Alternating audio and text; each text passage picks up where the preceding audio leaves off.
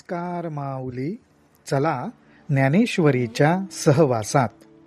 ज्ञानेश्वरी अध्याय 13 मधील ओवी 51 ते ओवी 65च्या सहवासात आपण जाऊया. ह्या क्षेत्राविषयी अनेक वेगवेगळी मतं आपण बघतोय. एक मत असं पुढे आलं, भगवंताची शून्य, अव्यक्त, निराकार, निरालंब अशी जी एक स्थिती आहे, त्या स्थितीमध्ये जणू काही संकल्परूपी एक फांदी वाढली आणि त्या फांदीपासूनच हा संपूर्ण प्रपंच आकाराला आला, असं एक मत आहे. आता पुढे ज्ञानोबाराय काय म्हणतात, यया परी मतमुक्त की तेथ पडी घाईले आणि की म्हणती हा हो विवेकी तरी तुम्ही भले. अजून कोणीतरी एक असं मत प्रगट करतंय, मतमुक्त की म्हणजे जणू काही मतांची मौक्तिक कोणाच्या तरी तोंडून बाहेर पडली आणि ज्यांनी ही अशी मतं मांडलेली आहेत ती निराधार वाटतं त्यांना. त्यांच्यावर अजून कोणीतरी प्रहार करत म्हटले, म्हणती हा हो विवेकी तरी तुम्ही भले. अहो, तुम्ही स्वतःला विवेकी म्हणवत असाल तर हा असा विचार कसा करता? कुठला विचार? तर निरालंब, अव्यक्त अशा दशेमध्ये संकल्परूपी डाळी वाढण्याचा, फांदी वाढण्याचा विचार हा अयोग्य आहे, असा हा प्रहार केलेला आहे. कारण का? त्यांचं म्हणणं असं, परतत्वाचिया गावी संकल्प सेज देखावी तरी का पा न मनावी प्रकृती तयांची. अहो, प्रकृतीच्या पलीकडं असणारं जे परमतत्व, त्या परमतत्वाच्या गावात जर का तुम्ही संकल्परूपी शय्या बघता तर मग प्रकृतीसुद्धा त्याचीच का मानू नये? कारण परतत्व गाव हे जर निर्विकल्प, निराकार, निरालंब असं असेल तर तिथं संकल्पाला जागा कुठली? परी असो हे नव्हे तुम्ही या न लगावे, आतांची हे आघवे सांगिजेल. पण असो, तुम्ही हे जे मत मांडलंय ते काही बरोबर नाही आणि ह्या मतापेक्षा आता वेगळं जे आहे ते आम्ही सांगतो.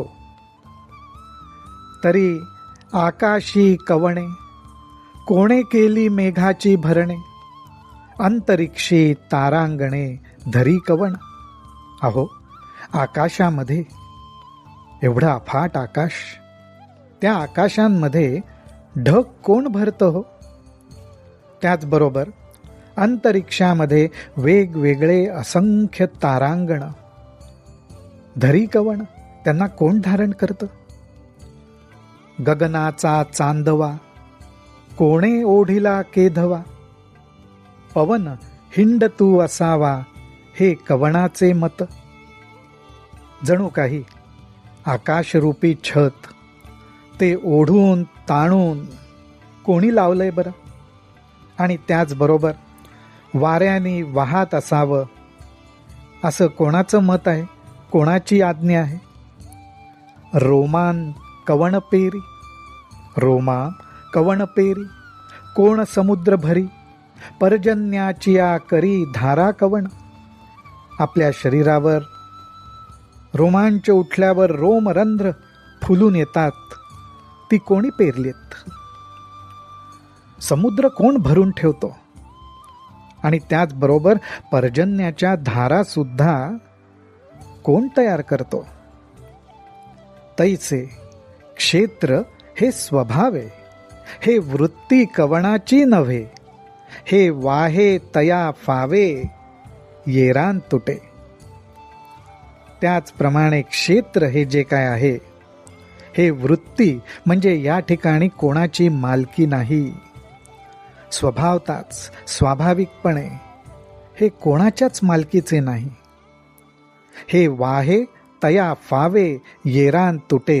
पण जो या क्षेत्रावरती मालकी गाजवायला बघतो त्याचं ते होतं, पण जो ह्याच्यावर मालकी वागवत नाही, ये रान तुटे, त्याच्याशी त्याचा संबंध तुटतो. अर्थात तो देहबुद्धीच्या पलीकडे जाऊ शकतो. हे ऐकल्यानंतर तव आणिके एके क्षोभे म्हणितले निके, तरी भोगीजे एके काळे केवी हे. हे मत ऐकल्यानंतर काही जणांना राग आला. क्षोभे म्हणितले निके, राग येऊन ते म्हणाले, तुमचं म्हणणं जर बरोबर असेल तर मग ह्या क्षेत्रावरती काळाची कशी काय सत्ता चालते? काळ कसा काय ह्या क्षेत्राचा भोग घेतो जर का हे कोणाचंच नसेल तर? तरी ययाचा मारू देखता ती अनिवारू, परी स्वमती भरू अभिमानिया. ह्या काळाचा जो मार आहे तो बरोबर या क्षेत्रावर पडतो, परंतु अभिमानाने आपल्या मतावरच हे ज्ञानी लोक भर देतात. हे ज्ञानी लोक जाणत असतात काय? हे जाणे मृत्यू रागिटा, सिंहाडयाचा दरकुटा, परी काय कीजे वांजटा पुरीजत असे.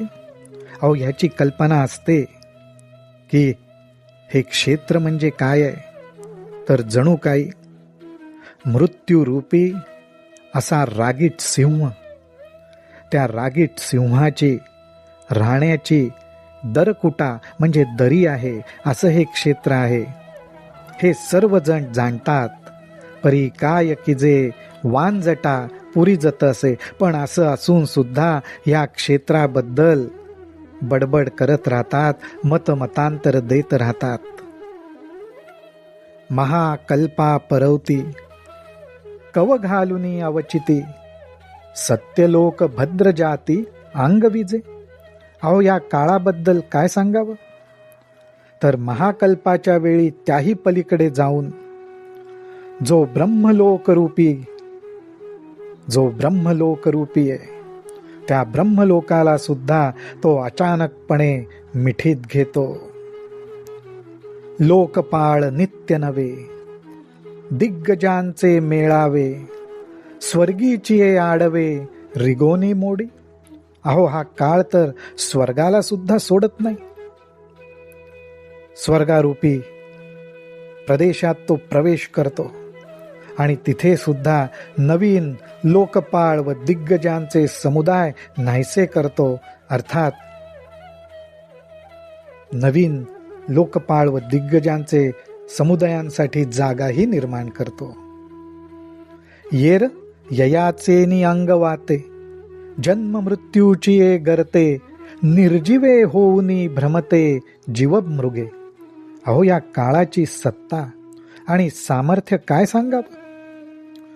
ह्याच्या नुसत्या अंगाचा वारा लागला, या काळाच्या अंगाचा नुसता वारा लागला तरी सुद्धा जीवरूपी हा पशु निर्जीव होतो आणि जन्म मृत्यूच्या गर्तेत म्हणजे खड्ड्यात भ्रमत राहतो.